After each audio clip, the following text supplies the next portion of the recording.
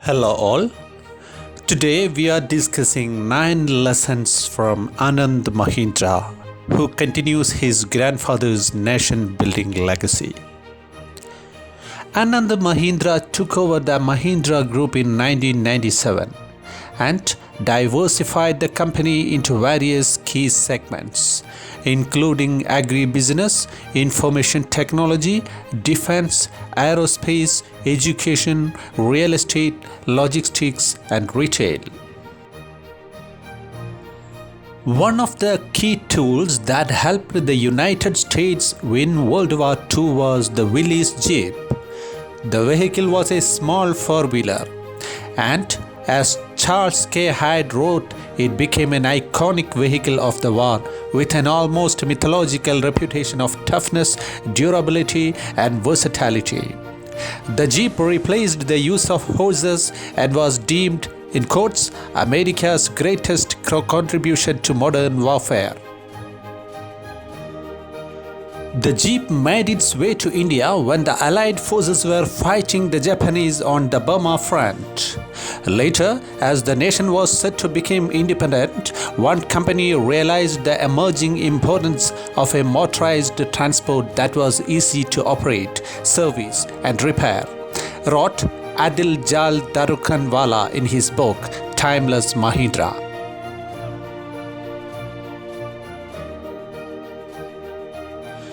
The company's role in building the nation has been concrete ever since, and the group has only grown and diversified.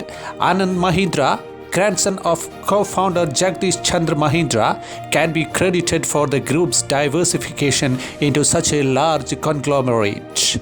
What was initially formed as a steel company is today a key player in various sectors, including agribusiness, information technology, defense, aerospace, education, real estate, logistics, and retail.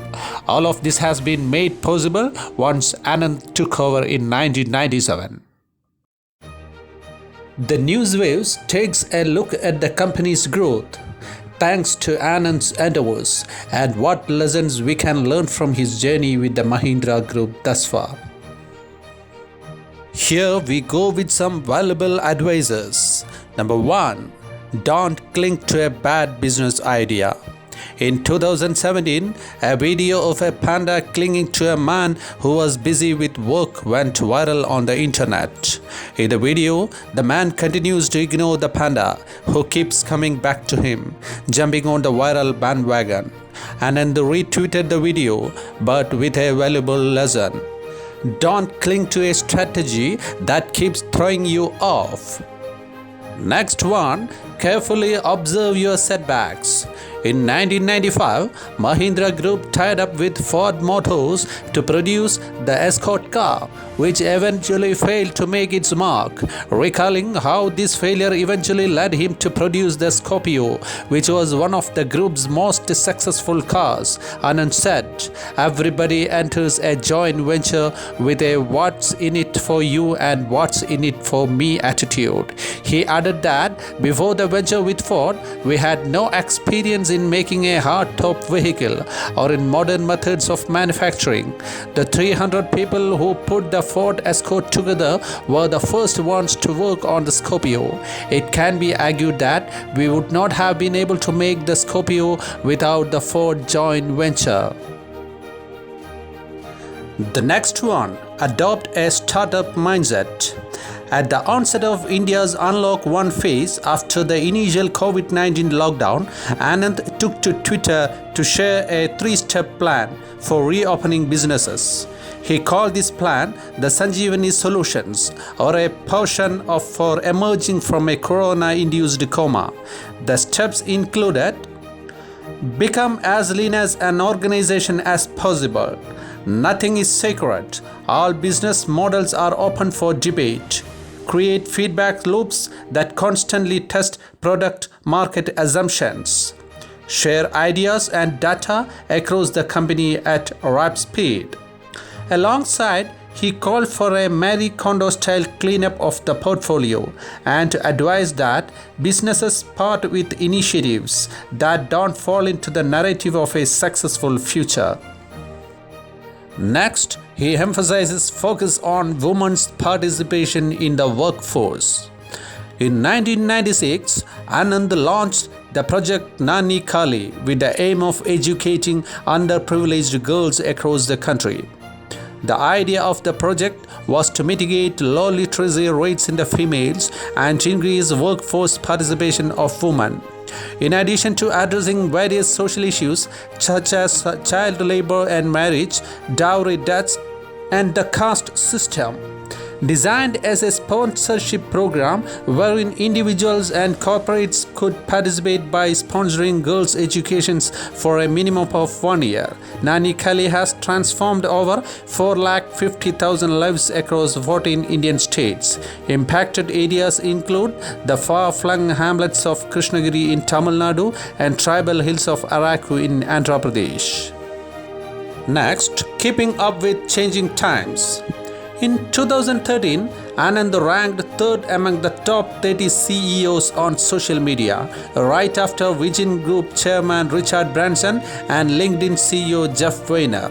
Anand is known for his witty, engaging and lively tweets, wherein he constantly discusses changing economic trends and ideas while remaining conversational and funny. Anand was among the first few to understand the then growing importance of social media as a tool of interaction and growth, and was the only Indian CEO to feature on this list. And next one, be a people's person. Anand says, the hallmark of a good leader is the ability to empathize and put themselves in someone else's shoes. In quotes, empathizing helps you know things and inevitably makes you a good listener who is intrigued to know and gather information from others, unquote, he said. And the next one, the past is just a lesson, not a life sentence. In yet another example of how Anand engages with his Twitter followers, he posted a tweet about the value of letting go of the past. I try to use Mondays to break free from obsessing about what I could have done differently.